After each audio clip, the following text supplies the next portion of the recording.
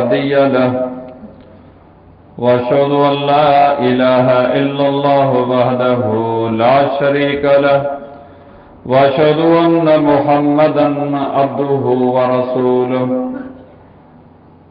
اللهم صل على محمد وعلى آل محمد كما صليت على إبراهيم وعلى آل إبراهيم إنك حميد مجيد اللهم بارك على محمد وعلى آل محمد كما باركت على إبراهيم وعلى آل إبراهيم إنك حميد مجيد أما بعد فإن خير الحديث كتاب الله وخير الهدي هدي محمد صلى الله عليه وسلم وشر الأمور محدثاتها فإن كل محدثة بدعة وكل بدعة ضلالة وكل ضلالة في النار من يطع الله ورسوله فقد رشد واهتدى ومن يعص الله ورسوله فقد ضل وغوى فأعوذ بالله السميع العليم من الشيطان الرجيم من همزه ونفخه ونفثه فاذكروني أذكركم واشكروا لي ولا تكفرون। जामे मस्जिद अमीर उल-मोमिनीन सैयदना अबू बकर सिद्दीक रजी अल्लाह ताला अन्हु अहले हदीस गोठ बागो खान जमाली में हफ्तेवार दरसे हदीस ॿुधण जे सिलसिले में शरीक थींदड़ पंहिंजे सभिनी बुज़ुर्गनि भाइरनि दोस्तनि ऐं अहबाबनि जे ख़िदमत में अस्सलामु अलैकुम व रहमतुल्लाहि व बरकातुहू। अल्लाह सुब्हानहु व तआला जा अणगणिया अहसान ऐं उन मालिक महिरबान जूं अणगणियूं नवाज़िशूं आहिनि जंहिं अल्लाह मूंखे ऐं शरीक थींदड़नि खे अॼोकी हिन बाबरकत मजलिस में शिरकत करण जी तौफ़ीक़ अता फरमाई आहे। शाल अल्लाह ताला मुंहिंजी ऐं शरीक थींदड़ सभिनी भाइरनि दोस्तनि ऐं अहबाबनि जी अॼोकी हिन हाज़िरी खे पंहिंजे बारगाह में क़बूल मंज़ूर फरमाए। क़ुरान ऐं हदीस जी रोशनी में जेके नसीहतूं असांखे ॿुधण जे लाइ मिलनि सभ खां पहिरियां उन्हनि खे सम्झण जी तौफ़ीक़ अता फरमाए ऐं उनखां पोइ असांजी अमली ज़िंदगी में जेके कमज़ोरियूं ऐं कोताहियूं आहिनि शाल अल्लाह ताला उन्हनि जे इस्लाह जी असांखे तौफ़ीक़ अता फरमाए। आमीन। अल्लाह रब्बुल इज़्ज़त जी रहमत उन जी महिरबानी सां हर हफ़्ते हदीस शरीफ़ जे अज़ीम किताब रियाज़ुस सालिहीन मां कंहिं न कंहिं उनवान ते मौक़े जे मुनासिबत सां ऐं मज़मून जे उनवान जे हिसाब सां कुझु न कुझु नसीहतूं कयूं वञनि थियूं। फितननि गुनाहनि नाफ़रमानियुनि रब ऐं रसूल जे मुखालिफ़त वारे हिन दौर में मस्जिद सां ताल्लुक़ दीनदार माण्हुनि सां ताल्लुक़ दीनी मजलिसुनि सां ताल्लुक़ इहा वक़्त जी वॾी अहम ज़रूरत आहे। चइनी पासनि खां फितना सावण जे मींहं जीअं वसनि पिया। बचाव तॾहिं मुमकिन थी सघे थो जॾहिं असीं ऐं तव्हां अल्लाह जे हिन दीन जी छाम खे तलब कयूं। जेकॾहिं उन छाम खे तलब न कयोसीं यकीन ॼाणो अक़ीदे तोड़े अमल में केतिरनि फितननि जो शिकार थींदासूं ऐं दुनिया क़ब्र ऐं आख़िरत अल्लाह शल ख़राब थियण खां बचाए वठे।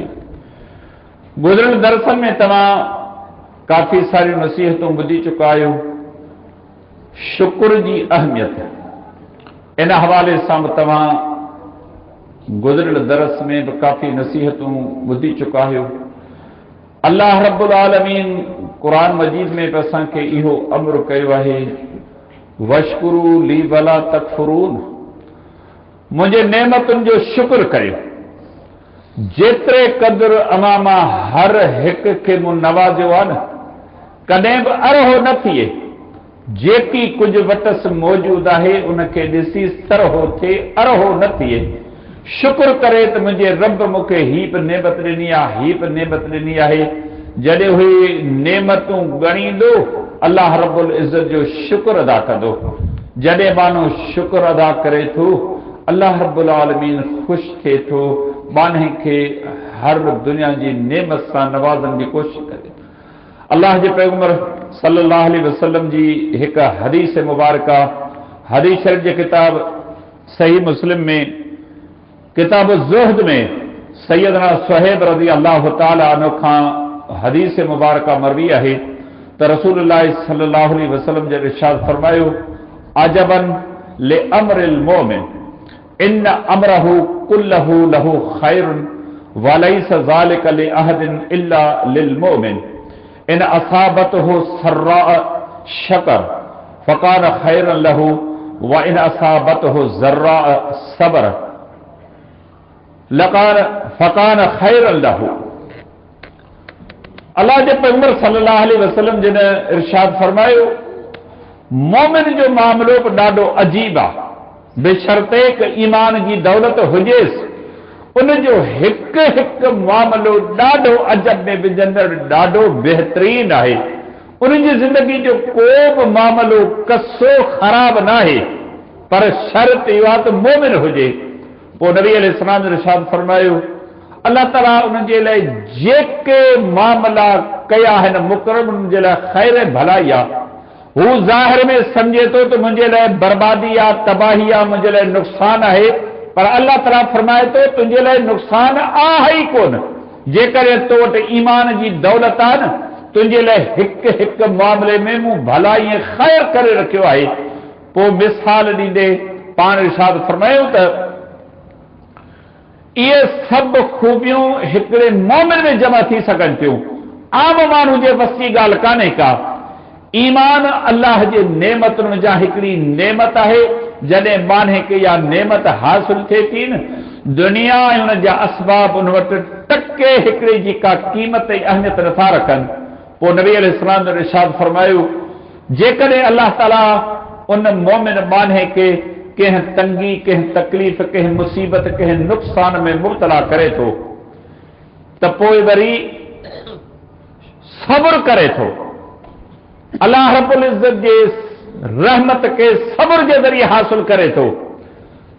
छा सम्झे थो त मुंहिंजो रब मूंखे आज़माए थो, ही नेमत मूंखे ॾिनी अथसि, ॾेई करे वरी मूंखां खसी अथसि।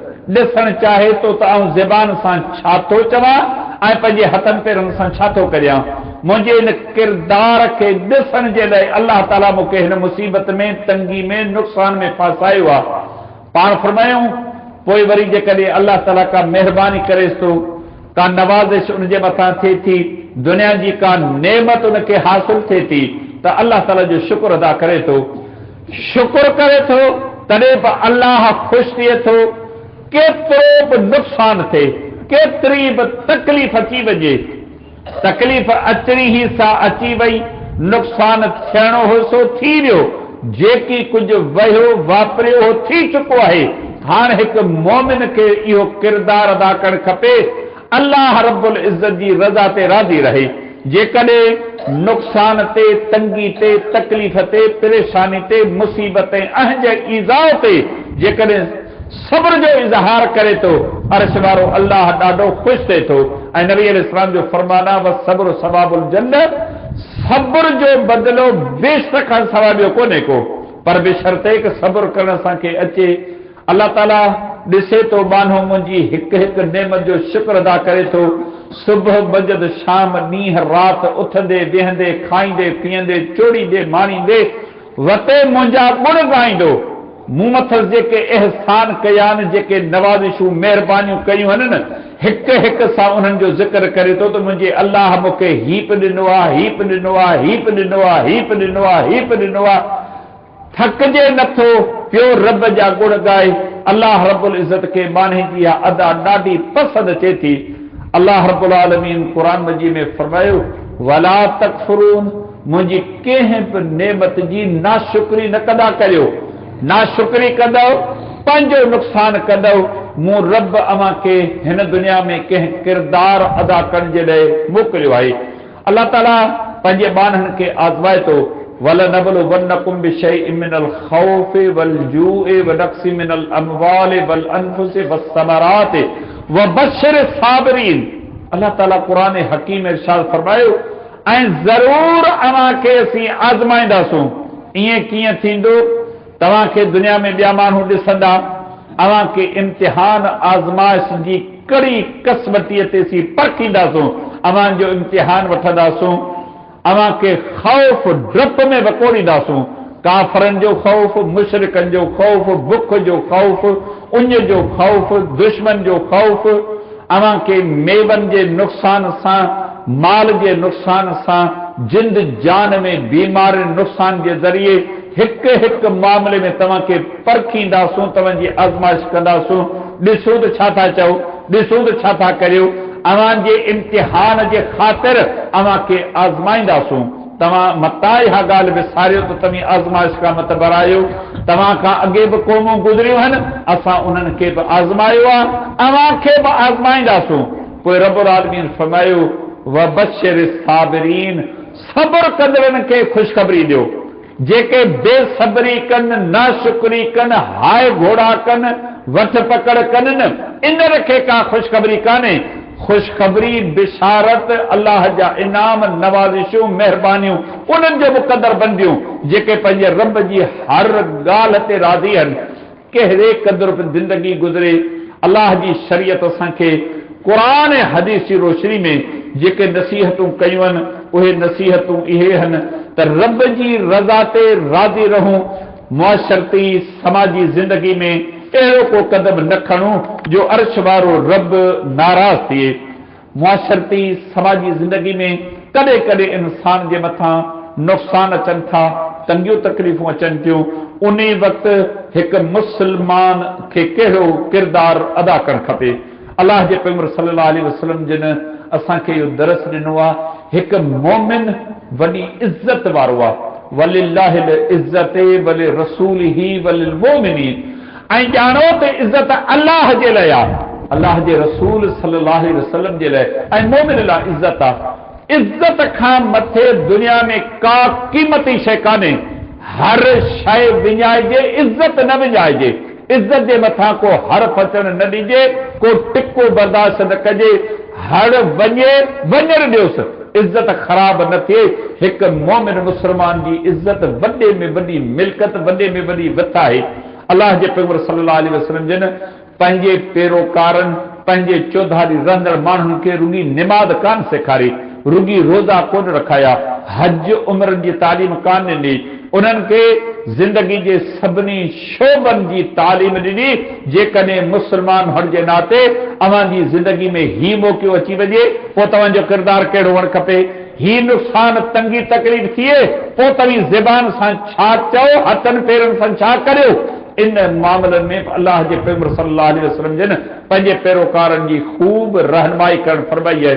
दुनिया में इंसान जे मथां तंगियूं अचनि थियूं, तकलीफ़ अचनि थियूं, माली लिहाज़ खां परेशानियूं अचनि थियूं, फसल बर्बाद थियनि था, कई क़िस्म जा नुक़सान थियनि था, बीमारियुनि जे वेझे इंसान पट वञी पवे थो।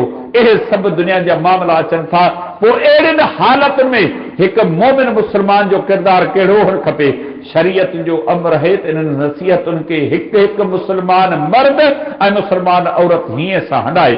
अल्लाह जे पैगंबर सल्लल्लाहु अलैहि वसल्लम जी हदीस सही बुखारी में, सही मुस्लिम में हकीम बिन हिज़ाम रज़ी अल्लाह तआला अन्हु खां रवायत थियल आहे, अन नबी सल्लल्लाहु अलैहि वसल्लम क़ाल अल यदुल उलिया खैरु मिनल यदिल सुफला वब्दा बिमन तऊल व खैरु सदक़ते अन ज़हरि ग़िनन वमन यस्तअफिफ युइफ़हुल्लाह वमन यस्तग़नि युग़निहिल्लाह।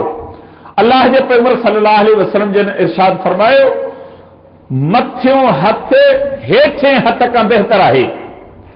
जिन जी किफ़ालत, संभाल जी ज़िमेदारी तुंहिंजे वस आहे। पाण इरशाद फरमायूं, पंहिंजनि ज़रूरतुनि पूरे करण खां पोइ सदके ख़ैर जी शुरूआत उतां खां कंदो कर। पोइ पाण फरमायूं, जेको सुवाल खां बचे थो न, अल्लाह ताला उनखे बचाए थो ऐं जेको माण्हुनि खां बेनियाज़ी अख़्तियार करे थो न अल्लाह उन्हनि खे बेनियाज़ करे थो बेपरवाह करे थो।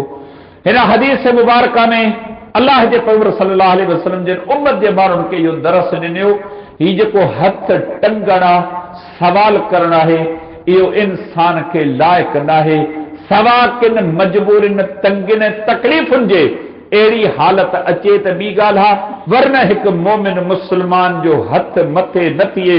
अल्लाह जे पैगंबर सल्लल्लाहु अलैहि वसल्लम जे इरशाद फरमायो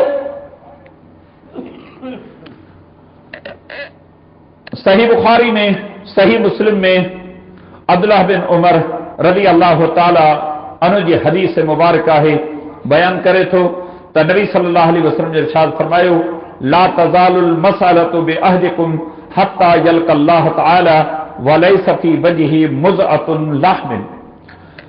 पाण नबी सल्लल्लाहु अलैहि वसल्लम जे इरशाद फरमायो तमामा जेको बि सवाल कंदो रहे थो एसिताईं जो अल्लाह खे वञी मिले यानी उनजे मथां मौत अची वञे पाण फरमायूं त हू अल्लाह सां इन हालत में मुलाक़ात कंदो जो उन ते गोश्त जो टुकुर मुंहं ते नज़र कोन ईंदो हॾनि जी सूरत में अल्लाह जे साम्हूं हाज़िर थींदो।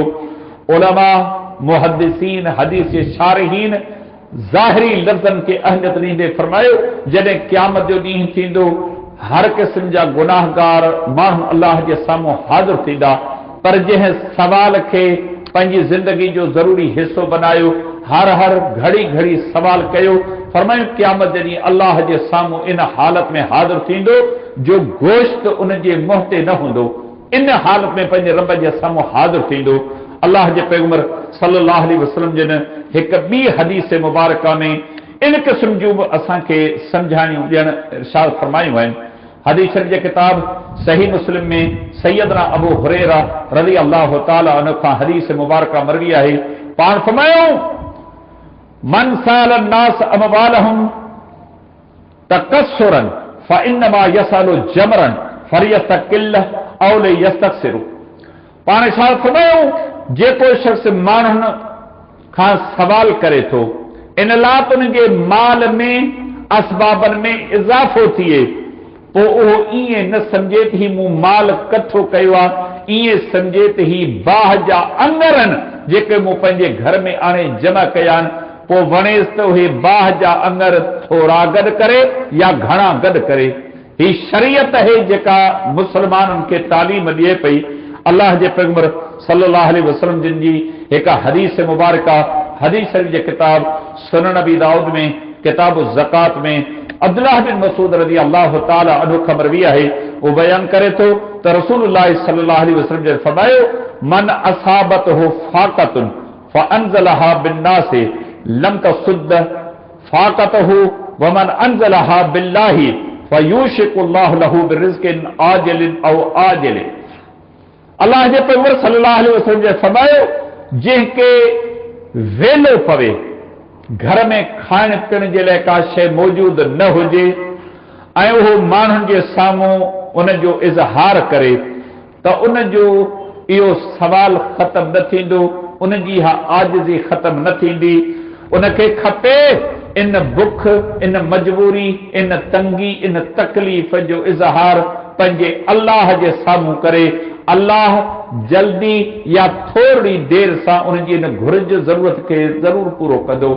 ही इस्लाम पंहिंजे मञींदड़नि खे तालीम ॾिनी आहे अमामा कंहिं बि मुस्लमान खे घर में वेलो पवे अॼु अटो कोन्हे अॼु भाॼी कान्हे अॼु बीमारी जी सूरत में मुंहिंजी माली हालत कमज़ोर रहे पोइ वते माण्हुनि जे साम्हूं सवाल कंदो माण्हुनि सां ज़िक्र कंदो। हीअ हदीस मुबारका दरस ॾे थी मुस्लमान आओ अल्लाह जो दर अल्लाह जो घर झलियो अल्लाह रब्बुल आलमीन मदद करे थो उतां मदद करे थो जितां माने जे वहम गुमान में बि ॻाल्हि कान्हे का। रब्बुल इज़्ज़त असबाबनि जो मालिक आहे रब्बुल आलमीन खे छॾे माण्हुनि जे तरफ़ निगाह रखणु माण्हुनि जे खीसे ते निगाह हुजणु माण्हुनि जे असबाबनि में उमीद करे उन ॾे लाड़ो करणु। अल्लाह जे पैगंबर सल्लल्लाहु अलैहि वसल्लम जे फरमायो अहिड़े माण्हुनि जी घुर्ज पूरी कान थींदी, माण्हुनि खां सुवाल कंदो रहंदो, पंहिंजूं मजबूरियूं, पंहिंजा लाचार, पंहिंजूं तंगियूं तकलीफ़ूं माण्हुनि जे साम्हूं ज़िक्र कंदो रहंदो, तव्हांजो उन जे मथां मौत अचे। पर जेको माण्हू पंहिंजे अल्लाह सां जुड़ियल आहे, अल्लाह रब्बुल आलमीन उन जे निकिरण, उन जे तंगी तकलीफ़ वारे रस्ते खे आसान करण ते कुदरत रखे थो ऐं ज़रूर जेको आहे सो उन जी मदद कंदो। अल्लाह जे पैगंबर सल्लल्लाहु अलैहि वसल्लम जी हिकु ॿी हदीस मुबारक, हदीस शरीफ जे किताब सुनन नबी दाऊद में सैयदना सौबान रज़ी अल्लाह तआला अन्हु खां मरवी आहे त रसूलुल्लाह सल्लल्लाहु अलैहि वसल्लम जे फरमायो, मन तकफ़ल ली अल्लाह यसअल अन्नास शैयन व तकफ़ल लहू बिल जन्नह फक़ुल्तु अना फ़कान ला यसअलु अहदन शैया। सौबान रज़ी अल्लाह तआला ने फरमाए तो त रसूलुल्लाह सल्लल्लाहु अलैहि वसल्लम जे फरमायो, जेको शख्स मूंखे हिन ॻाल्हि जी ज़मानत ॾिए त उहो माण्हुनि खां कंहिं शइ जो सवाल न कंदो ऐं उनखे बेइज़्ती जी ज़मानत ॾियां थो। सैयदना सौबान रज़ी अल्लाह तआला ने फरमायो, ऐं इन ॻाल्हि जी तव्हांखे ज़मानत ॾियां थो। अंदाज़ो लॻायो, अल्लाह जी रज़ा ते राज़ी रहन, दुनिया जे तंगियुनि तकलीफ़ुनि उञनि बुखुनि ते रब जी रज़ा ख़ातिर राज़ी रहण जो अंजाम इहो आहे जेको नबी अलैहिस्सलाम जिन ॿुधायो आहे। तव्हीं छा था सम्झो, इहा का ॻाल्हि सवली आहे? जेसि ताईं इंसान जहिड़ो रहे, उञ हुजे, बुख हुजे, तंगी हुजे, तकलीफ़ हुजे, मुसीबत हुजे, परेशानी हुजे, न कंहिंजे साम्हूं इज़हार करे, न हथ सऊं करे, न कंहिंखे पंहिंजी मजबूरी ॿुधाए, सिर्फ़ पंहिंजे रब सां तालुक़ में रहे। कंहिंखे ख़बर कान्हे का त उञो आहे या बुखियो आहे, ही दुनिया जी तंगी तकलीफ़ आहे, इहा हिकिड़े ॾींहुं खुटी वेंदी। अल्लाह जे पैगंबर सल्लल्लाहु अलैहि वसल्लम जिन ज़मानत ॾिनी, सौबान रज़ी अल्लाह तआला खे पंहिंजी गुरबत सुझी पई, पर उन गुरबत जी परवाह कान कई। अल्लाह जा नबी, आउं तव्हांखे ज़मानत ॾियां थो, जेसि ताईं मुंहिंजी हयाती आहे, ही मुंहिंजो हथ कंहिंजे साम्हूं सिधो कोन थींदो, कंहिं का शइ ऐं तलब कान कंदुसि। अल्लाह जे पैगंबर सल्लल्लाहु अलैहि वसल्लम जी हिकु हदीस मुबारक आहे, जंहिंमें उन अज़ीम क़ौम जो किरदार असांखे मालूम थिए थो, जिन जा नाला वठी करे असीं रज़ी अल्लाह अन्हुम जा उहे आलीशान लक़ब उन्हनि खे ॾियूं था। हक़ीक़त ही आहे, असीं उन क़ौम जा वारिस आहियूं जंहिंमें अबू बकर, उमर, उस्मान, अली, हसन, हुसैन, मुआविया रज़ी अल्लाह अन्हुम मौजूद आहिनि। असीं उन क़ौम जा वारिस आहियूं। अल्लाह ताला क़ुरान मजीद में फरमायो, फ़इन आमनू बिमिस्लि मा आमनतुम बिही फ़क़द इह्तदौ। अमीं चाहियो था त ईमान जी दौलत तव्हां वटि मौजूद हुजे, अव्हां जा अमल अल्लाह वटि क़बूल पवनि, त पोइ ईअं ईमान आणियो, ईअं अमल करियो जीअं सहाबा किराम रिज़वानुल्लाह अलैहिम अजमईन पैगंबर सल्लल्लाहु अलैहि वसल्लम जे साम्हूं ज़िंदगी गुज़ारी, अमल कया ऐं अल्लाह खे राज़ी करण जी कोशिश कई आहे। हदीस शरीफ जे किताब सही मुस्लिम में अबू बिशर कबीसा बिन मुखारिक रज़ी अल्लाह तआला अन्हु खां हदीस मुबारक मरवी आहे। वो बयान करे थो त हमल तो हमालतन फ़अतैतु रसूलुल्लाह सल्लल्लाहु अलैहि वसल्लम असअलु फ़ीहा फ़क़ाल अकिम हत्ता तातीना अस्सदक़ा फ़नअमुर लक बिहा। कबीसा बिन मुखारिक रज़ी अल्लाह तआला बयान करे थो त मूं ॿिनि धुरियुनि जे विच में झगड़े ख़त्म करण जे लाइ ज़मानत खई, यानी उन्हनि ते जेका चटी पई न, उहा मूं पंहिंजे मथे ते खई, इन लाइ त ही पाण में विढ़नि न, खून रज़ी न थिए, अमन ख़ातिर मूं उन्हनि जे विच में इहो बार पंहिंजे मथां खयो। पोइ इन सिलसिले में आऊं सवाल खणी करे रसूलुल्लाह सल्लल्लाहु अलैहि वसल्लम जे ख़िदमत में हाज़िर थियुसि। पाण फरमायूं, कबीसा थोरी देरि तरस, हींअर आऊं तुंहिंजी मदद करे नथो सघां, अल्लाह ताला मुंहिंजे लाइ का कुशादगी कंदो, आऊं तुंहिंजी ज़रूर मदद कंदुसि। ऐं पोइ पाण शाद फरमायो त ला तहिल्लु इल्ला लि अहदिन सलासतन, ऐं कबीसा टिनि माण्हुनि खां सवाइ कंहिंखे बि सवाल करण जी आऊं इजाज़त नथो ॾियां। पोइ उन में पहिरें नंबर ते फरमायूं, हिकिड़ो उहो जेको तो वांगुरु कंहिंजी ज़मानत खणे त आऊं हिन जी रक़म अदा कंदुसि, इहो बार मुंहिंजे मथां आहे। ॿिनि धुरियुनि खे ठाहिण जे लाइ का खून जी चटी आहे, को ॾंड आहे, कंहिं गुनाह जे इवज़ में हुन ते बार विधो वियो आहे, उहो पंहिंजे मथां खणी पोइ कंहिं मुस्लमान वटि वञी करे सवाल करे त मूं हिन लिहाज़ खां फ़ैसिलो कयो आहे, हिन में चटी भरण कान्हे का, न त क़त्ल थी वेंदो, बर्बाद थी वेंदो, ही पाण में मरी वेंदा। उन जे करे मूं इहो वार खयो आहे। इन सूरत में को सवाल करे त उन जे लाइ बिल्कुलु जाइज़ आहे। ॿियो उहो माण्हू जेको कंहिं आफ़त या हादसे जो शिकार थिए, जे उन जे माल खे तबाह ऐं बर्बाद कयो, उन जे लाइ बि इन हद ताईं सवाल करणु जाइज़ आहे जो उन खे पंहिंजे गुज़रान मुताबिक़ माल हासिल थी वञे, या फरमायूं त उन जे हाजत खे पूरो करे। पोइ पाण इरशाद फरमायूं त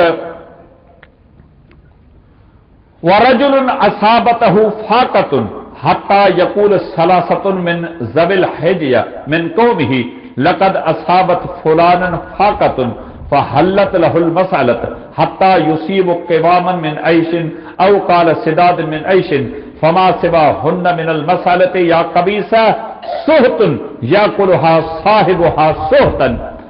ऐं कबीसा ही नसीहत मुंहिंजी पलव सां काबू करे ॿध, गौर सां मुंहिंजी ॻाल्हि ॿुध। पोइ पाण फरमायूं त टियों उहो माण्हू जेको वेले पवण जो शिकार थिए, घर में खाइण पीअण जी का शइ कान हुजेसि, एसि ताईं जो टे अक़लमंद माण्हू अची करे चवनि असीं हिन जे पाड़े जा आहियूं, हिन जे घर जे हालतुनि खां वाक़ुफ़ आहियूं, वाक़ई ही मजबूरा लाचारा, हिन जा बच्चा ही पाण बुख ते वेठा आहिनि, वेला काटीनि पिया, असीं शाहिदी ॾियूं था जेकॾहिं अमी हिन जी मदद कंदो तव्हांजो पैसो ज़ाया कोन वेंदो। पोइ नबी अलैहिस्सलाम जन फरमायो उन खे बि पंहिंजे गुज़रान मुताबिक़ माल हासिल करणु खपे। पर पाण फरमायो त कबीसा जेकॾहिं इन टिनि शयुनि खां सवाइ, टिनि मजबूरियुनि खां सवाइ सवाल करे थो, पोइ पाण फरमायूं त उहो सवाल करणु हराम आहे ऐं इहो जेकी कुझु खाधो खाए थो हराम खाए थो। तव्हां अंदाज़ो लॻायो इस्लाम पंहिंजे मञींदड़नि खे कहिड़े क़िस्म जी तालीम ॾिनी आहे, छा सम्झाणी ॾियणु फरमाई आहे। साहबा कराम रिज़वानुल्लाह अलैहिम अजमईन जूं ज़िंदगियूं पढ़ियूं था, यकीन ॼाणो पैगंबर जी ताबेदारी, पैगंबर जी फर्मबरदारी में रही करे उन्हनि माण्हुनि अक़ीदो बि सिखियो, अमल बि सिखियो, किरदार बि सिखियो ऐं उन्हनि माण्हुनि उहे कारनामा सर अंजाम ॾिना जेके 1400 साल जो अरसो गुज़रियो आहे अञा बितौर मिसाल जे ज़िक्र कनि पिया। अचो चंद ॻाल्हियूं असीं इन हवाले सां अर्ज़ करे वठूं था।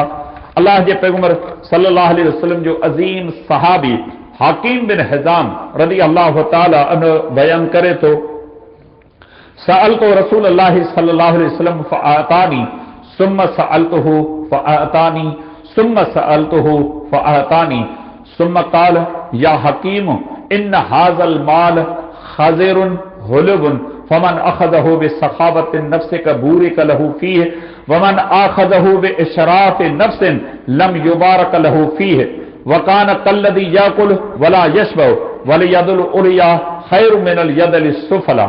क़ाल हकीमुन फ़क़ुल्तु या रसूल अल्लाह वल्लज़ी बासक बिल हक़ ला अर्ज़उ अहदन बादक शय्यन हत्ता उफ़ारिक दुनिया। फ़कान अबू बकर रज़ी अल्लाह अन्हु यदु हकीमन लियुतियहुल अता फयाबा अन युक़बल मिन्हु शय्यन सुम्मा इन उमर रज़ी अल्लाह अन्हु दआहु लियुतियहु फअबा अन यक़बलहु फ़क़ाल या माशरल मुस्लिमीन उशहिदुकुम अला हकीमिन अन्ना आरिज़ु अलैहि हक़्क़हु अल्लज़ी क़समहु अल्लाहु लहू फी हाज़ल फ़ै फयाबा अन याख़ुज़हु।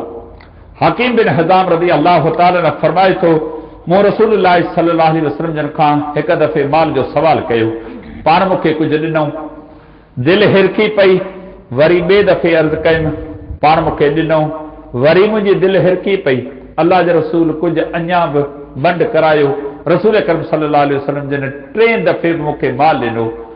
टिनि दफ़नि खां पोइ नबी सल्लल्लाहु अलैहि वसल्लम जन मुंहिंजी तरबियत कंदे फरमायो, ऐं हकीम ही माल ॾाढो सरसब्ज़, ॾाढो वणंदड़, ॾाढो माल मिठो आहे ऐं जेको बि माण्हू उनखे बेनियाज़ी यानी सखावत नफ़्स सां हासिल करे थो त उन जे लाइ उनमें बरकत ॾिनी वञे थी, पर जेको उनखे नफ़्स जी लालच हवस हमच सां हासिल करे थो उन जे लाइ उनमें बरकत बिल्कुलु कान्हे का।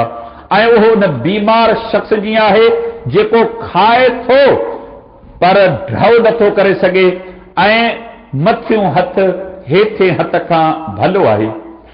हकीम बिन हज़ाम रज़ी अल्लाह ताला ने फरमाए तो जॾहिं मूं नबवी नसीहत ॿुधी मूं संदन साम्हूं उथी करे अर्ज़ कयो, ऐं अल्लाह जा रसूल सल्लल्लाहु अलैहि वसल्लम, अॼु जेका अवां मूंखे तालीम ॾिनी आहे कसम आहे हुन अल्लाह जो जंहिं तव्हांखे हक़ सां मोकिलियो आहे, आउं तव्हां खां बाद कंहिं इंसान खां कंहिं शइ जो सवाल कोन कंदुसि।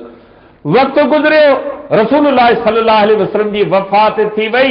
हकीम बिन हज़ाम रज़ी अल्लाह ने फरमाए तो मूं कंहिं शइ जो सवाल कोन कयो। तव्हांजो अमीर मोमिनीन अबू बकर सिद्दीक़ रज़ी अल्लाह ने जो दौर आयो, पूरा 2 साल तक़रीबन खिलाफत में रहियो, कॾहिं अबू बकर सिद्दीक़ रज़ी अल्लाह ने खे मूं सवाल कोन कयो। अमीर मोमिनीन उमर रज़ी अल्लाह ने जे दौर में, खिलाफत जे दौर में माले गनीमत जा अंबार लॻी विया, हिक हिक सहाबी खे माल मिलंदो रहियो। मूं वटि माल खणी उमर रज़ी अल्लाह न आयो, मूं अर्ज़ कयो त मूं अल्लाह जे पैगंबर सां वाइदो कयो आहे, जेसि ताईं मुंहिंजी हयाती आहे वरी इन माल खे हथ कोन लाहींदुसि। अमीर मोमिनीन उमर रज़ी अल्लाह ने सभिनी मुसलमाननि खे शाहिद करे चयो, ऐं मुसलमानो अमी शाहिद रहो, हकीम रज़ी अल्लाह ने खे मूं माल ॾिनो आहे, पर उन माल मूंखे वापसि करे ॾिनो आहे। चए थो त इन माल जी मूंखे ज़रूरत कान्हे का।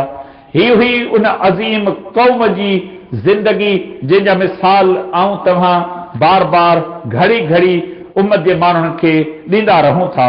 अल्लाह जे पैगंबर सल्लल्लाहु अलैहि वसल्लम जी ज़िंदगी जो हिकिड़ो वाक़ियो तव्हांखे ॿुधायूं था। मुंहिंजे लाइ नसीहत आहे, अवां जे लाइ नसीहत आहे, ॿुधंदड़ मुस्लमान मर्दनि ऐं औरतुनि जे लाइ उन में नसीहत आहे। हदीस शरीफ जे किताब सही बुखारी में किताबुल जुमअह में अमर बिन तग़लब रज़ी अल्लाह ताला अन्हु खां रिवायत आहे त अन रसूलुल्लाह सल्लल्लाहु अलैहि वसल्लम उतिया बिमालिन औ सबियन फक़समहु फअता रिजालन व तरक रिजालन फबलगहु अन الذين तरक अतबा फहमिद अल्लाह सुम्मा अस्ना अलैहि सुम्मा क़ाल अम्मा बाद फवल्लाहि इन्नी लऊती अर्रजुल व अदा अर्रजुल वल्लज़ी अदा अहब्बु इलय्य मिन अल्लज़ी ऊतिया वलाकिन्नी इन्नमा ऊतिया अक़वामन लिमा अरा फी कुलूबिहिम मिनल जज़अ वल हलअ व आकिलु अक़वामन इला मा जअल अल्लाहु फी कुलूबिहिम मिनल ग़िना वल खैर मिनहुम अमर बिन तग़लिब क़ाल अमर बिन तग़लिब फवल्लाहि मा उहिब्बु अन ली बिकलिमत रसूलिल्लाह सल्लल्लाहु अलैहि वसल्लम हुमुरुन नअम। अमर बिन तग़लिब रज़ी अल्लाह ताला ने फरमाए थो त रसूलुल्लाह सल्लल्लाहु अलैहि वसल्लम जिन वटि कुझु माल आयो या कुझु कैदी वग़ैरह आया, पाण उन्हनि खे विरहाइण लॻा। पोइ किन माण्हुनि खे ॾिनऊं ऐं किन माण्हुनि खे कोन ॾिनऊं। खेनि इहा ॻाल्हि पहुती त जिन खे पाण कुझु माल न ॾिनो अथनि उहे मथनि नाराज़ आहिनि ऐं रंजिश आहे उन्हनि खे। पोइ पाण अल्लाह जी हम्द ऐं उन्हनि जी वाखाण खां पोइ इरशाद फरमायूं, अम्मा बाद अल्लाह जो कसम आउं कंहिंखे ॾियां थो ऐं कंहिंखे नथो ॾियां। उहे माण्हू जिन खे आउं छॾे थो ॾियां उन्हनि खे नथो ॾियां, उहे मूंखे उन्हनि खां वधीक वणनि था जिन खे आउं ॾियां थो। यादि रखो आउं उन्हनि खे सिर्फ़ इन लाइ ॾियां थो त उन्हनि जे दिलनि में घबराहट ऐं सख़्त बेचैनी ॾिसां थो ऐं ॿियनि माण्हुनि खे उन्हनि जी तवंगरी उन्हनि जी ऐं भलाई जे हवाले करियां थो जेका अल्लाह ताला उन्हनि जे दिलनि में रखी आहे। ऐं उन्हनि माण्हुनि में अमर बिन तग़लिब बि शामिल अथव। अमर बिन तग़लिब रज़ी अल्लाह ताला ने फरमाए थो, अल्लाह जो कसम मूंखे रसूलुल्लाह सल्लल्लाहु अलैहि वसल्लम जे इन ॻाल्हि जे मुक़ाबले में ॻाढ़ा क़ीमती उठ मिलनि उहे मूंखे पसंदि कोन्हे जो अल्लाह जे पैगंबर मुंहिंजे लाइ हिन क़िस्म जा लफ़्ज़ चया आहिनि। अल्लाह जे पैगंबर सल्लल्लाहु अलैहि वसल्लम जे उन मुबारक दौर जो मिसाल वठो। पैगंबर सल्लल्लाहु अलैहि वसल्लम जिन खां बि माण्हू राज़ी कोन थिया, संदन शिकवा कयूं। हिकिड़नि खे ॾींहुं तो असांखे तो विसारे छॾियो आहे, असांखे तो यादि कोन कयो आहे। अल्लाह जे पैगंबर सल्लल्लाहु अलैहि वसल्लम जी विरासत में बि का सम्झो था बेइंसाफ़ी आहे। इमाम मुस्लिम रहमहुल्लाह पंहिंजे सही में नबी अलैहिस्सलाम जी ज़िंदगी जो वाक़ियो नक़िल कयो आहे। पाण हिकिड़े दफ़े माल तक़सीम कयूं, हिकु शख़्स आयो, उन जी कारी ॾाढ़ी, मथो कूड़ियल, सजदनि जा निशान उनजी पेशानी ते हुआ ऐं उन्हनि जी पेशानी जा वर जेके उभरियल हुआ। उन अचण सां अची करे मोहम्मद सल्लल्लाहु अलैहि वसल्लम जे साम्हूं चयो, ऐं मोहम्मद अल्लाह खां डिॼ, कुझु विरासत इंसाफ़ सां कर। पंहिंजनि खे नवाज़ी पियो, असांखे त तो यादि ई कोन कयो आहे। फरमायूं अल्लाह ताला तोखे हिदायत करे, तोखे मार रब जी पवे जेकॾहिं आऊं विरासत में इंसाफ़ न कंदुसि, बाक़ी दुनिया में ॿियो केरु अदल इंसाफ़ सां विरासत कंदो। तव्हीं अंदाज़ो लॻायो माण्हुनि कंहिंखे माफ़ कयो आहे, माण्हुनि खे रब हिदायत करे मोहम्मद सल्लल्लाहु अलैहि वसल्लम जी विरासत ते उन्हनि खे एतिराज़ हुआ त तव्हां अदल इंसाफ़ सां कोन विरायो आहे, पोइ सम्झो था हिन जंहिं दौर में आऊं तव्हां रहूं पिया छा माण्हुनि जी हालत रहंदी। पाण नबी अलैहिस्सलाम जिन खे ॾिनो न उहे ख़ुशि हुआ, जिन खे न ॾिनो उन्हनि इंसान हुन जे नाते नाराज़गी जो इज़हार कयो।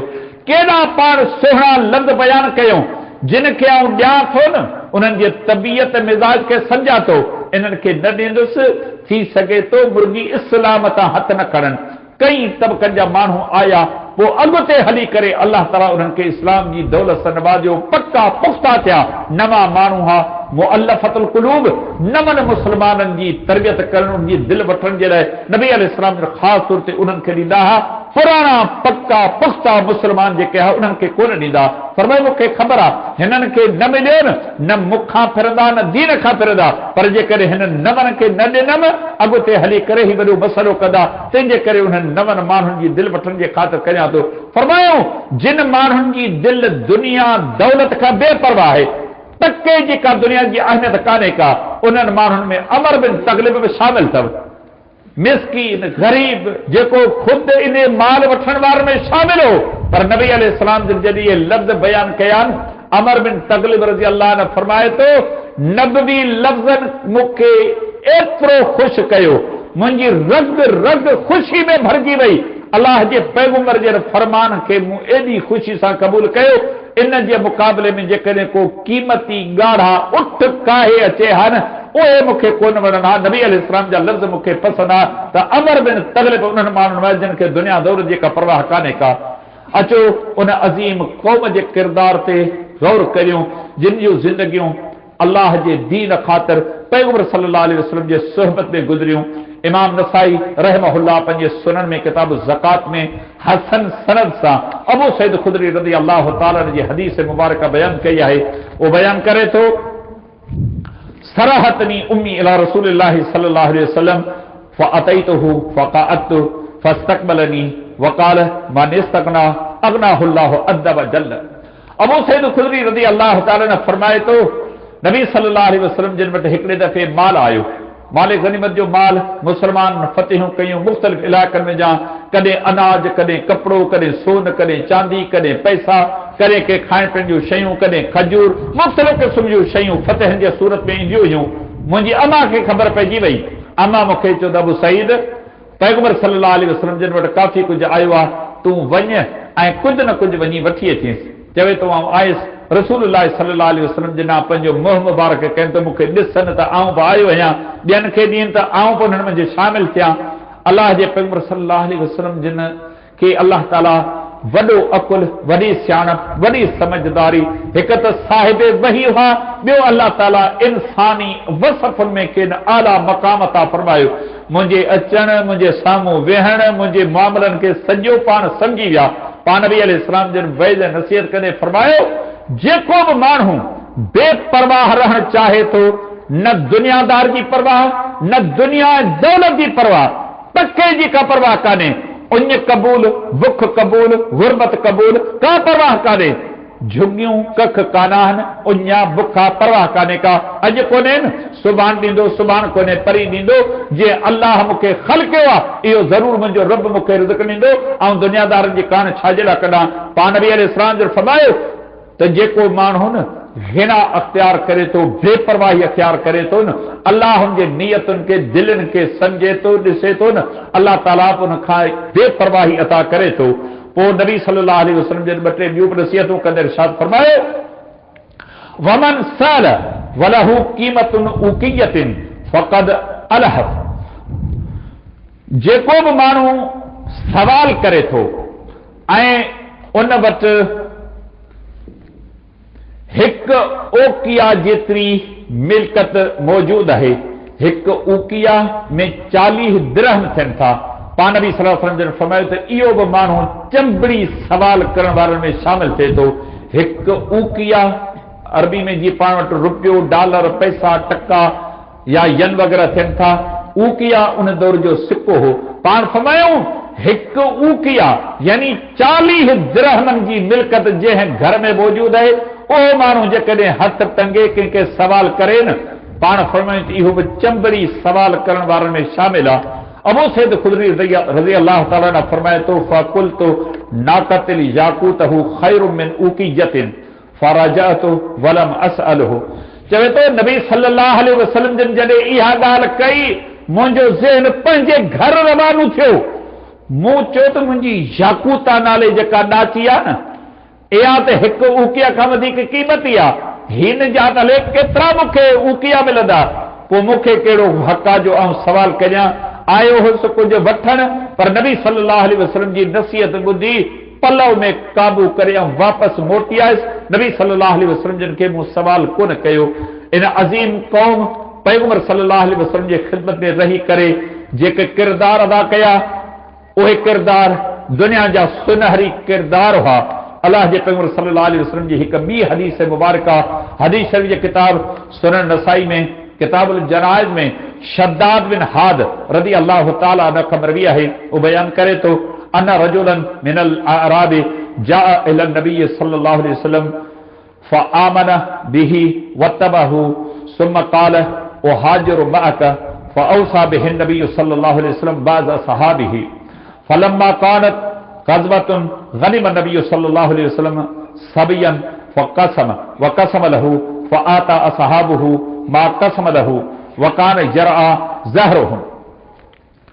शद्दाद बिन हाद रज़ी अल्लाह ताला ने फरमाए तो नबी सल्लल्लाहु अलैहि वसल्लम जे ख़िदमत मुबारक में हिकिड़ो बहरारी जो शख्स हाज़िर थियो, जंहिं दीन इस्लाम क़बूल कयो, हिजरत करे आयो, पाण नबी सल्लल्लाहु अलैहि वसल्लम जी ताबेदारी फरमाबरदारी में ते रहण लॻो। पाण नबी अलैहि सलाम जन इरशाद फरमायो, हीअ मुंहिंजो साथी आहे, अलाए किथां आयो आहे, न हिन जो घर आहे, न हिन जो हिते वतन आहे, न हिन खे केरु सुञाणे थो। हिन जे खाधे पीते रहण जो इंतज़ाम तव्हांखे करणो आहे। उन्हनि इहो ॿार पंहिंजे मथां खयो, ना पाण नबी अलैहिस्सलाम जे ख़िदमत में सुबुह मंझंदि शाम हाज़िर थियण लॻो। पोइ मुस्लमाननि जा कुझु उठ कुझु ॾाचूं माल वग़ैरह हो, उन अर्ज़ कयो मूंखे कंहिं कम सां लायो। पाण नबी अलैहिस्सलाम जन फरमायो जेकॾहिं तूं मुनासिब सम्झी थो हीउ उठ वञी तूं चार। पोइ उन उठ चारिया, वरी राति जो मोटी नबी सल्लल्लाहु अलैहि वसल्लम जी ख़िदमत में हिकिड़ो ॾींहुं गुज़रियो, हिकिड़ो हफ़्तो गुज़रियो, वक़्तु गुज़रियो। नबी सल्लल्लाहु अलैहि वसल्लम जे ख़िदमत मुबारक में माले गनीमत आंदो वियो। पाण नबी अलैहिस्सलाम जन उन मुजाहिदनि में तक़सीम कयो, ॿियनि मुस्लमाननि में तक़सीम कयो, ऐं उन जे लाइ बि नबी सल्लल्लाहु अलैहि वसल्लम जन हिसो रखियो। उहो हिसो जॾहिं खेनि ॾिनो वियो, उन सवाल कयो ही छा आहे?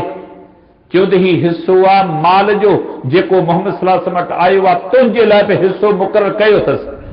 उहो माल खणी करे रसूलुल्लाह सल्लल्लाहु अलैहि वसल्लम जे ख़िदमत मुबारक में हाज़िर थियो। अर्ज़ कई त अल्लाह जा रसूल सल्लल्लाहु अलैहि वसल्लम, ही माल तव्हां मूंखे छाजे लाइ ॾिनो आहे?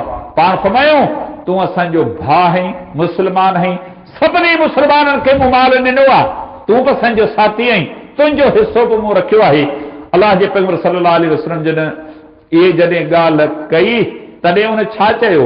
मा अला हाज़ा अत्तबअतुक वलाकिन्नी अत्तबअतुक अला अन उरमा इला हाहुदा व अशार इला हलके।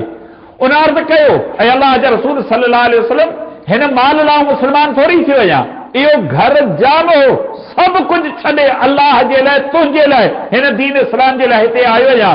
आऊं हिते इन लाइ आयो आहियां त जीअं तीर लॻे मुंहिंजे हिन कंध में, आंगुर रखी करे फरमाई हिन जाते मूंखे तीर लॻे, अल्लाह जे रस्ते में जान जी कुर्बानी ॾियां, शहीद थी पंहिंजे रब वटि पहुचां। पाण नबी अलैहिस्सलाम जो इरशाद फरमायो, जेकॾहिं इहा तुंहिंजी नियत आहे, अल्लाह ताला तुंहिंजी ख़्वाहिश खे ज़रूरु पूरो कंदो। वक़्तु गुज़रियो, अल्लाह जे पैगंबर सल्लल्लाहु अलैहि वसल्लम जन हिकु ग़ज़वे में लड़ाई में शिरकत कई। पाण पुछूं ॾे ख़बर, ग़ज़वो ख़तमु थियो, लड़ाई ख़तमु थी, फलाणे माण्हू जो कहिड़ो हाल आहे? वञी ॾिसनि त अल्लाह ताला उनखे शहादत नसीब कई आहे। अल्लाह जे पैगंबर सल्लल्लाहु अलैहि वसल्लम जन इरशाद फरमायो, इनखे ॻोल्हे हथ कयो।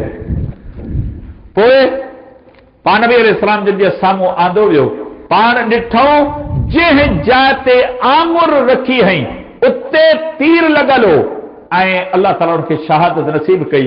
पाण इरशाद फरमायूं, सदक अल्लाह फसदकहु सुम्मा कफ़नहु नबी सल्लल्लाहु अलैहि वसल्लम फी जुब्बत नबी सल्लल्लाहु गर्ज मफाद खणी आयो न दुनिया न दौलत न माल न खाधो न पीतो मक़सद कहिड़ो अल्लाह जे दीन में ख़िदमत जो को कारनामो और सरंजाम ॾियां पोइ नबी सल्लल्लाहु अलैहि वसल्लम जो इरशाद फरमायो हिन खे कफ़न ॾियो पर ॿियो को कपिड़ो न ॾियो ऐं पंहिंजो जुब्बो पाइण वारो खणी अचां थो इन जुब्बे में हिन खे कफ़न ॾियो पोइ नबी सल्लल्लाहु अलैहि वसल्लम जी उनजी निमाज़ जनाज़ा पढ़ाई उनमें दुआ कहिड़ी घुरियऊं अल्लाहुम्मा हाज़ा अब्दुक खरज मुहाजिरन फी सबीलिक फकुतिल शहीदन अना शहीदुन अला ज़ालिक ए मुंहिंजा अल्लाह ही तुंहिंजो बानो आहे जंहिं पंहिंजो घर छॾे मुहाजिर बणिजी दीन जे ख़ातिर हिते रहाइश अख़्तियार कई आहे ऐं तुंहिंजे रस्ते में हिन खे शहादत मिली आहे दुनिया उन जे लाइ छा बि चवे ऐं शाहिदी थो ॾियां थी अल्लाह जे रस्ते में ई शहीद थियो आहे छा था सम्झो दुनिया ऐं दौलत उते रही अॼु उहो माण्हू कोन्हे मौजूद उनजे हिन किरदार खे असीं पढ़ी करे पंहिंजे ईमान पंहिंजे अक़ीदे खे वेही करे वीचार कयूं त उन दौर में अल्लाह जे पैगंबर सल्लल्लाहु अलैहि वसल्लम जिन छा त उन्हनि माण्हुनि जी तरबियत कई अल्लाह जे पैगंबर सल्लल्लाहु अलैहि वसल्लम जी हिकु हदीस शरीफ जे किताब सुनन नबी दाऊद में किताबुल जिहाद में हसन सनद सां वासिला बिन अस्कर रज़ी अल्लाह ताला अन्हु ख़बर बि आहे उहो बयान करे थो नादा रसूलुल्लाह सल्लल्लाहु अलैहि वसल्लम फी ग़ज़वत तबूक फखरजतु इला अहली फअक़बलतु वक़द खरज अव्वल सहाबा रसूलुल्लाह सल्लल्लाहु अलैहि वसल्लम वासिला बिन अस्कर रज़ी अल्लाह ने फरमाए तो तबूक जी लड़ाई जे लाइ रसूलुल्लाह सल्लल्लाहु अलैहि वसल्लम जे ऐलान फरमायो त तव्हां सभु मुस्लमान पंहिंजे सवारनि ते सामान समेत निकिरी हलो पोइ जंहिं जितां ऐलान ॿुधो न उहो पंहिंजे साथियुनि सां निकिरी वियो अल्लाह जे पैगंबर सल्लल्लाहु अलैहि वसल्लम जो ऐलान ॿुधी मूंखे ख़्याल थियो त आउं बि लड़ाई में शिरकत कयां पर वञा छा ते न सवारी न वरी रस्ते जो को साज़ सामान न खाधे पीते जी का शइ आउं घर मोटी आयुसि मन कुझु का शइ मूंखे मिली वञे पर ॾिठमि त घर में का शइ कान्हे का वरी ॿाहिरि निकितुसि मुस्लमान रवाना थी विया हिकिड़ो ॾींहुं गुज़रियो ॿियो ॾींहुं गुज़रियो वक़्तु गुज़रियो अची मूंखे परेशानी ऐं पेशेमानी थी मदीने जे घिटियुनि में आउं घुमां पियो इहो ऐलान कयां पियो हिकिड़ो मुस्लमान जिहाद जे मैदान में शिरकत करणु घुरे थो पर उन वटि सवारी बि कान्हे खाधे पीते जो सामान बि कोन्हे को जेकॾहिं को मुस्लमान मूंखे पंहिंजे सवारी ते सवार करे ओसि ताईं पहुचाए खाधो पीतो मूंखे खाराए जेकॾहिं दिल फर्ज़ अल्लाह ताला मुस्लमाननि खे फतेह ॾिनी माले गनीमत मिलियो मूंखे जेकी हिसो मिलियो ऐं उन साथी खे ॾिनोसि मूंखे माल कोन खपे मूंखे जिहाद जे मैदान में रुगी गॾु खणी हले चवे थो इहो ऐलान करियां पियो हुन कुंड ते हुन कुंड ते हुन कुंड ते हुन कुंड ते अचो पंहिंजे पाण खां सवाल करियूं असीं सही ग़रीब आहियूं असीं सही मिसकीन आहियूं पुछी ॾिसो अवां अल्लाह जे दीन जी ख़िदमत सरबुलंदी वाधारे तरक़ी जे लाइ कहिड़ियूं कोशिशूं कयूं आहिनि हिननि माण्हुनि जे किरदार खे तव्हीं जांचो ताक़त कान्हे का ऐलान करे पियो मुंहिंजी रुगी को मदद करे त वञी पंहिंजी जान ॾियां मामूली क़िस्म जूं के तकलीफ़ूं अचनि थियूं उहे बि असां खां बर्दाश्त नथियूं थियनि चवे थो हिकिड़े अंसारी पोढ़ो शख़्स उन मुंहिंजी ॻाल्हि ॿुधी ॿाहिरि निकिरी आयो छा थो चवीं मूं पंहिंजी ॻाल्हि ॿुधाई चयईं ठीकु आहे आउं तोखे पंहिंजे सवारी ते बि खणां थो तोखे खाधो बि खाराईंदुसि पर शर्त कहिड़ो शर्त इहो त तोखे जेकी माले गनीमत में मिलंदो न इहो मुंहिंजो हिसो आहे चयईं इहो त ऐलान आउं करियां पियो पोइ चवे थो मूंखे सवार कयो बेहतरीन साथी आलीशान रिफ़ाक़त में रहण वारो खाधे पीते हर लिहाज़ खां मुंहिंजो वॾो ख़्यालु रखियईं पहुतासूं तबीक जी लड़ाई में अल्लाह ताला मुस्लमाननि खे माले गनीमत जा वॾो हिसो ॾिनो अल्लाह जे पैगंबर सल्लल्लाहु अलैहि वसल्लम जिन मुंहिंजे लाइ बेहतरीन ख़ूबसूरत ॾाचूं चूंडियूं जेके मूंखे मुहारनि में आणे ॾिनियूं वयूं उहे ॾाचूं वठी ऐं उन पोढ़े अंसारी वटि आयुसि उनखे चयमि त हीअ आहे तव्हांजो वाइदो मुंहिंजो बि वाइदो हो अव्हांजो शर्त हो मूंखे माल कोन खपे मूंखे जिहाद जे मैदान में शिरकत कती ते ॾाचूं ॼाणनि तव्हीं ॼाणो चयईं त ॾाचूं त ॾाढियूं ख़ूबसूरत आहिनि हाणे हीअं कर हिन ॾाचनि ते थोरो चकर लॻा पाण पंहिंजे उठ जे पलण ते चढ़ी वेठो चयईं त हीअ चकर लॻा त पुठां ॾिसां त ॾाचूं कीअं आहिनि चकर लॻाइनि चई हाणे वरी मोटी अचे त हिनखे मुंहं खां ॾिसां त ॾाचूं कीअं आहिनि जॾहिं चकर लॻाए मोटी आयो मुहार खणी हुनजे हथ में ॾिनई तॾहिं चयईं त पुट इहे ॾाचूं तूं खणी वञ मुंहिंजी इहा नियति कान्हे, मूं तुंहिंजे कंहिं ॿिए हिसे यानी तोखे जेको अल्लाह अजुर ॾींदो न, मूं सिर्फ़ उन में भाङे भाई वारी जे नीयत सां तोसां शिरकत कई है, डाचूं तुंहिंजूं न तूं काहे वञ। तव्हीं अंदाज़ो लॻायो ही सभु ॻाल्हियूं मूंखे दरस ॾियनि थियूं, अव्हां खे दरस ॾियनि थियूं, सभिनी मुस्लमाननि खे दरस ॾियनि थियूं। मुस्लमान असां हिन दीन इस्लाम खे छा सम्झो आहे, मसलक अहल हदीस खे, क़ुरान हदीस खे असां छा सम्झो आहे। सच पुछो हेॾी वॾी दुनिया तरक़ी कई आहे, अल्लाह रब्बुल इज़्ज़त असबाबनि में पंहिंजे हाल सारो नवाज़ियो आहे, पर सच पुछो दुनिया ऐं दौलत जी जेका अजाई हवस असां में काहे पई आहे, हिन 2 महीननि में जेकी कुझु वहियो वापरियो आहे, हिन गुनहगार निगाहुनि जे अखियुनि जे साम्हूं आहे। छा कननि ॿुधो आहे, छा अखियुनि मंदर ॾिठा आहिनि। रब्बुल आलमीन असांजे हाल ते रहम करे, लखनि जा मालिक, सर्वे नंबरनि जा मालिक, आलीशान घर ठहियल, तव्हां मूंखे ॿुधायो कहिड़ी नेमत आहे, कहिड़ो सुख आहे जेको असांजे घर में कोले। ऐं तव्हांखे वॾे अदब, वॾे एतिराम, ही मस्जिद रुॻी निमाज़ पढ़ण जी जाइ कान्हे, ही तरबियत जी जाइ आहे। अखलाकियात, अदब, एतिराम, फज़ीलत, संजीदगी, साज़गी हिननि जायुनि ते सिखी वञे थी। तव्हां मूंखे ॿुधायो इहे लख कहिड़े कम जा, इहे किरोड़ कहिड़े कम जा। हिकिड़े फ़क़ीर मिस्कीन सां कतार में गॾु बीही करे हथ टंगे सवाल करण, छा मूंखे जुगाए थो, अमा मां कंहिं हूंदे वार खे जुगाए थो। रब्बुल आलमीन नवाज़ियो आहे, वेही करे वीचार कयूं, ही सामान विरहायो आहे, राशन विरहाया आहिनि, सीधा विरहाया आहिनि, छा असांजो किरदारु रहियो आहे। ख़ुदा गवाह आहे, हेड़ो दीनदार ॻोठ, पढ़ियो लिखियो ॻोठ, जेतिरे क़दुरु गिला, जेतिरे क़दुरु ग़ीबत असांजी थी आहे। ॿार माण्हू हिन ॻोठ लाइ छा था चवनि, ॻोठ जे माण्हुनि लाइ छा था चवनि। हिन गुनहगार अखियुनि रुॻी हिकिड़ो मंदरु ॾिठो, ॾाढ़ी सां उनखे वठी जो धिको ॾिनो, हेठि वञी पट ते पियो आहे, उनजी ॾाढ़ी जेका आहे उहा मिटी में भरिजी वई आहे। मूंखे ॿुधायो इन कटे जी क़ीमत घणी आहे, छा असांजी इज़त रही आहे, छा असांजी आबरू रही आहे, छा एतिरी बुख आहे, छा एतिरी गुरबत आहे, छा असां में एतिरी तंगी ऐं तकलीफ़ आहे। सच पुछो ॿाहिरि दुनिया में माण्हुनि खे जेका तंगी, तकलीफ़, मुसीबत, परेशानी ॾिसणी सहणी पई आहे, उनजो हिकिड़ो हिसो बि असां कोन बर्दाश्त कयो आहे। अल्लाह रब्बुल आलमीन असांजे हाल ते रहम करे, यकीनन गुरबत पाए, तंगियूं तकलीफ़ूं पाइनि, पर जंहिं नमूने सां असां हिननि शयुनि जो इज़हार कयो आहे, सुबुह थी रहे घरां चांहि पी, गटो हुंडे में लॻाए दर दर वञी असीं हाज़िर थिया आहियूं। ऐं सम्झा थो गुरबत छा आहे।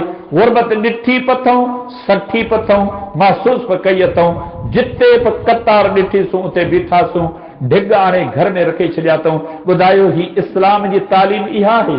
अल्लाह ताला हेतिरा वसीला ॾिना आहिनि, हेतिरनि शयुनि जा मालिक आहियूं, इन जे बावजूद बि असांजी बुख नथी रहे, असांजी ज़रूरत पूरी नथी रहे। ॿिया त मामला पंहिंजी जाइ ते। हिकु पाव चांवरनि जी थेली आई आहे, हैदराबाद जा माण्हू आया आहिनि, हिकु पाव चांवरनि जो होॾ हली तव्हां ॾिसो, न ॾाढ़ी, न अछी ॾाढ़ी, न ॻाढ़ी ॾाढ़ी, न ॾाढ़ी कूड़, न निमाज़ी, न बेनिमाज़ी। तव्हां मूंखे ॿुधायो छा असांजो किरदारु रहियो आहे। इहे ॻाल्हियूं ॿुधी करे, इहे ॻाल्हियूं ॾिसी करे सच पुछो जी झुरी पियो आहे, वॾी तकलीफ़ पहुती आहे। हिकु पाव चांवर मुंहिंजी इज़त जी क़ीमत आहे, छा पोइ हुजे। इज़त खां मथे दुनिया में ॿी का शइ कान्हे। उन ते धिका, ठेला, थापा, दड़का, दहमान, तव्हांजो जंहिंखे जेकी हथ आयो न खणी घर वञी तव्हां बचड़नि खे खाराया। छा इस्लाम इन शइ जी इज़त ॾिनी आहे। अल्लाह रब्बुल आलमीन असांजी हालत ते रहम करे, लख अकाउंट में पिया आहिनि, कतार में बीही सीधो वरितो अथव। तव्हां मूंखे ॿुधायो त इहो जुगाए थो असांखे। कॾहिं वेही पंहिंजे पाण खां सवाल करियूं, अब असांखे ॾिनो आहे कंहिं ग़रीब जी असीं मदद करियूं। हिकु त ॾिनोसूं कोन, ॿियो वरी जिन ग़रीबनि जो हक़ कोन, उन्हनि जा भाड़ा हणी असां पंहिंजा घर भरिया आहिनि। सम्झो था इन जी का पुछा थींदी। हदीस तव्हां ॿुधी, बिना ज़रूरत जे सवाल करियो था। नबी अलैहिस्सलाम जो फरमायो हराम था खाओ, अवांजी घुर्ज कान हुई, ज़रूरत कान हुई, ग़रीबनि जो हक़ तव्हां मां जेकॾहिं कंहिं वरितो आहे, इहो निजो हराम थो खाए। तव्हां मूंखे ॿुधायो ग़रीबनि जे सामान मां मिनरल वाटर जूं बोतलूं कढी घर भरे छॾिया अथऊं, उन्हनि जा जूस कढी घर में भरे छॾिया अथऊं, उन्हनि जा क़ीमती सामान कढी पंहिंजा घर भरे छॾिया अथऊं। कॾहिं को फ़िक्र कयो अथऊं हिन सामान कॾहिं रंग लातो, मुंहिंजी निमाज़, मुंहिंजे रोज़े, मुंहिंजी ज़कात, मुंहिंजे उम्रे, मुंहिंजे हज, मुंहिंजे हिन नेकिन जो थींदो छा। आख़िरी हदीस पढ़ियां, पंहिंजे मज़मून खे ख़त्म करियां थो। नबी अलैहिस्सलाम जो हदीस, हदीस शरीफ़ किताब सही बुखारी में किताबुल ईमान व नुज़ूर में ऐं सही मुस्लिम में किताबुल ईमान में सैयदना अबू हुरैरा रज़ी अल्लाह ताला अन्हु ख़बर बि आहे, बयान करे तो खैबर जी लड़ाई के मौके ते असांखे सोन चांदी पैसो वग़ैरह कोन मिलियो, बाक़ी ॿियो माल जाम असांखे मिलियो। जॾहिं नबी सल्लल्लाहु अलैहि वसल्लम जॾहिं वापसि वरिया, मिदअम नाले हिकु कारे रंग जो गुलाम उतां जे माण्हुनि खे तोहफ़े में ॾिनो, हीउ तव्हां सां गॾु रहंदो ऐं अव्हां जी ख़िदमत कंदो। ओचितो हिकिड़ो गुमनाम तीर आयो, अची करे हुन मिदअम खे लॻो, थॾे ते मरी पियो। फ़क़ाल अन्नास हनी अल्लाहुल जन्नह, माण्हुनि जे ज़बान मां लफ़्ज़ निकिता बिस जी बिशारत अथई। हिकु त मुजाहिद जिहाद जे मैदान में पैगंबर जो खादिम आई, अल्लाह रब्बुल इज़्ज़त तोखे केॾो वॾो शान ॾिनो जो रब तोखे शहादत नसीब कई आहे। पा नबी अलैहिस्सलाम जन लफ़्ज़ ॿुधा, फरमायो कल्ला वल्लज़ी नफ़्सी बियदिही, हरगिज़ न, कसम उन अल्लाह जो जंहिंजे हथ में मुंहिंजो साह आहे। इन शमरत अल्लती अख़ज़हा यौमल ख़ैबर मिनल मग़ानिम लम तुसिबहल मक़ासिम, जी न अव्हां जी ॻाल्हि कान हलंदी, अर्श वारे अल्लाह जी ॻाल्हि हलंदी। उन मूंखे वही जे ज़रिए ॿुधायो आहे, ख़ैबर जे माले गनीमत विरहाइण खां अॻु हिन हिकिड़ी चादर चोरी करे पंहिंजे हिसे में रखी छॾी। अलाए कंहिंखे मिले ख़बर न आहे, मूंखे मिले कंहिं ॿिए खे मिले, चादर हिकिड़े काफ़र जी, उहा हिकिड़े मुस्लमान मुजाहिद चोरी करे, चादर चओ कंबल चओ जंहिं बि क़िस्म जी कपिड़े जी शइ हुई, उहा हुन चोरी करे टरकाई पंहिंजे सामान में विझी छॾी। नबी अलैहिस्सलाम जन फरमायो, अल्लाह ताला इहा चादर जहन्नम में घुराई आहे, उन जहन्नम में विझी इंतज़ार कयो आहे तिन खे बाहि लॻे, पोइ हुन मां शोला निकिता, अल्लाह जा फ़रिश्ता आणे हिन जे मथां ताणे बीठा आहिनि। मुंहिंजो रब मूंखे ॾेखारे पियो त शोला हिन जे मथां भड़कनि पिया। इहा ॻाल्हि जॾहिं नबी अलैहिस्सलाम जन कई, हिकु शख़्स उथियो, वियो, थोरी देरि खां पोइ वापसि मोटी आयो, ॿ कयूं जेके जूते जूं बूट जूं आहिनि न, इहे खणी आयो। अल्लाह जा रसूल मूंखां ही वठो, पाण फरमायूं जेकॾहिं न खणी अची हा, ही ॿ कयूं या हिकु कही जहन्नम जे बाहि में पवे हा, तोखे गिची जो घटि ज़रूरु बणिजे हा। तव्हीं छा था सम्झो ही असीं मुस्लमान कहिड़े क़िस्म जी ज़िंदगी गुज़ारियूं था। नवाब शाह वञणु थियो, उतां भाॼी वग़ैरह वरितमि, उन मूंखे ॿुधायो हिते असांजे इलाइक़े जो चेयरमैन आहे जंहिंखे फसी शाह MP आहे, उन ग़रीबनि जे मदद जो सामान ॾिनो।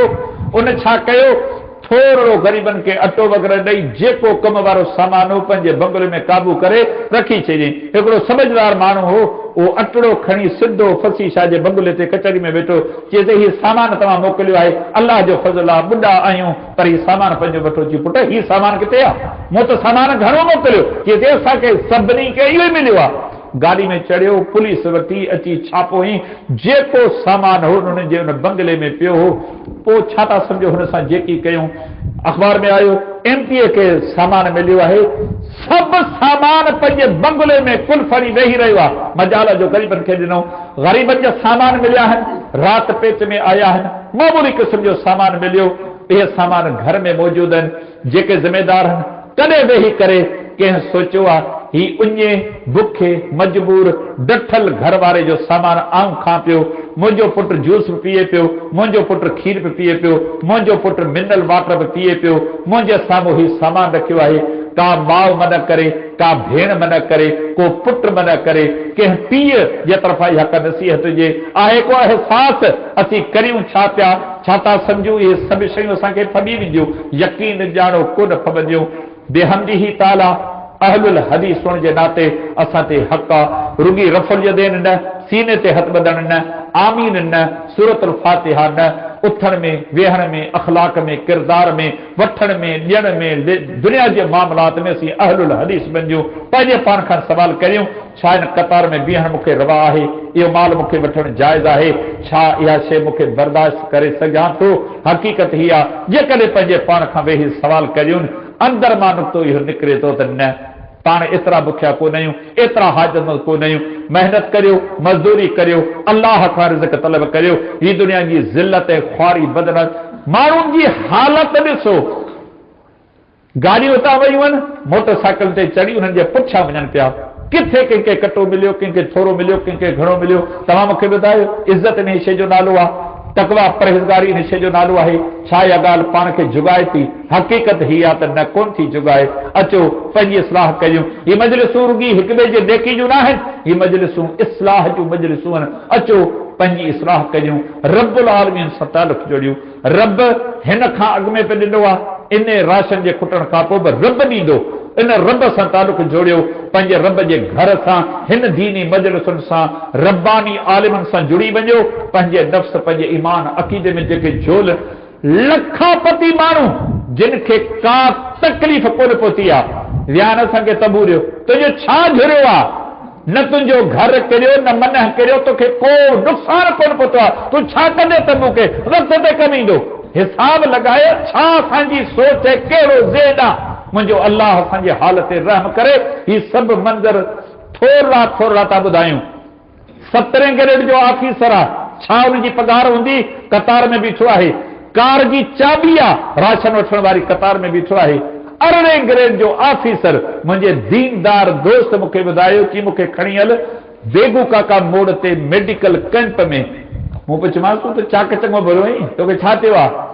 चईं त ॿुधूं था मेडिकल कैंप, डॉक्टर आया आहिनि, हल मूंखे खणी।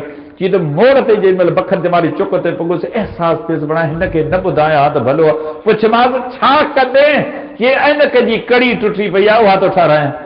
18 ग्रेड जो ऑफिसर आहे, मूंखे ॿुधायो इहे पघारूं, इहे ग्रेड, इहे मनसब कहिड़े कम जा? लॻी लॻो था का वापसि मोटियो। छा तव्हांखे ख़बरूं ॿुधायां? रब माफ़ करे, हिननि फ़ौजनि ॿियनि माण्हुनि तनक़ीद कई। 30,000 जी मोबाइल नौजवान छोकिरियुनि जे हथ में आहे, राशन वठण आयूं आहिनि। छा इन मर्दनि जे विच में औरतूं अचनि, मुंहिंजूं माइरूं अचनि, मुंहिंजूं भेनरूं अचनि? सम्झो था छा पोज़ीशन इहा आहे? पाक चांवरनि जो हुयो न, इन न्याणियूं बचड़ा घर जा भाती जा सभु ॻोठ जा भाइर आहियूं, उन न्याणियुनि में अंदरि माण्हू ने पाक चांवरनि जे लाइ काइबिया। इहो हया न थियो त ही बच्चा ॿार कंहिंजूं न्याणियुनि बिना इजाज़त अची काइजी पिया आहियूं। छा था सम्झो सॼो किरदार? छा असीं पहुता आहियूं? बुखायलनि उञायलनि जी मानी अचे थी, पंहिंजा घर छॾे अची उन्हनि सां गॾु मानी खाऊं था। छा इहो मूंखे रवा आहे? अवां मां कंहिंखे रवा आहे? कंहिं माउ खे, कंहिं भेण खे इहो जाइज़ आहे? हक़ीक़त ही आहे त नथा कुझु करे सघूं, कुझु नथा ॾेई सघूं। घटि में घटि इहे कम न कयूं। ही मजलिसूं असांजी इस्लाह जूं आहिनि। अचो सभई गॾिजी करे रब्बुल आलमीन जा शुक्र अदा कयूं। मुस्लमानो ॿाहिरि निकिरो, असीं घुमूं था, मुल्कनि में अची वञूं था, निकिरण सां अल्लाह जा शुक्र अदा कयूं था। पंहिंजे कखनि काननि में वेठा आहियूं, दाल रोटी रब जेका ॾिनी आहे न उहा खाऊं था। वञी ॾिसो नंढड़ी हिकिड़ी रली वेढ़ियल आहे, उन में मुंहिंजी माउ, मुंहिंजी भेण पेशाब करे थी, पाखानो करे थी, उनमें वेझे थी, न पर्दो आहे न की छा, किथे वञनि, राति ॾींहुं हिन रोड जे मथां वेठा आहिनि। इन्हनि सां छा वहे वापरे थो? कॾहिं इहे घर आबाद थींदा? जुगा किरी पिया, घर किरी पिया, पाणी बीठो आहे, 2 महीना अञा इहे इंतज़ार कंदा। उन्हनि जे मुक़ाबले में तव्हीं असीं अलाह जा शुक्र अदा करियूं। रब अहसान कया, तंगियूं तकलीफ़ूं आयूं आहिनि, अलाह जी रज़ा ते राज़ी रहो, रब खां दूर न थियो। हवस, अजाई हबच, माल जी तब, सुबुह खां वठी शाम ताईं इन ॻोल्हा में, इन फिक्र में आहियूं।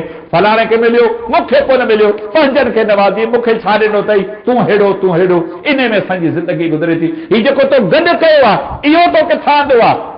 केसिताईं हलंदो?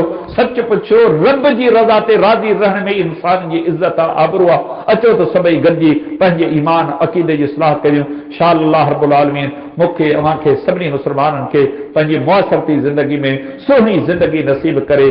अजाई वअशहदु अल्ला इलाहा इल्लल्लाहु वहदहु ला शरीका लहु वअशहदु अन्न मुहम्मदन अब्दुहु व रसूलुहु।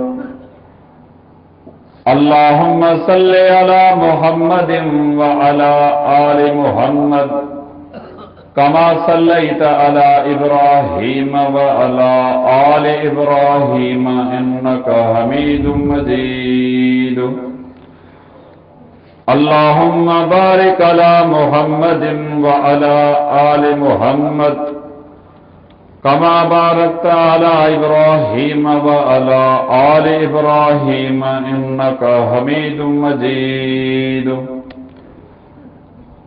अम्मा बादु फ़इन्न खैरल हदीस किताबुल्लाह व खैरल हदी मुहम्मदिन सल्लल्लाहु अलैहि वसल्लम व शर्रल उमूरि मुहदसातुहा फ़इन्न कुल्ल मुहदसतिन बिदअह व कुल्लु बिदअतिन ज़लालह व कुल्ल ज़लालतिन फिन्नार।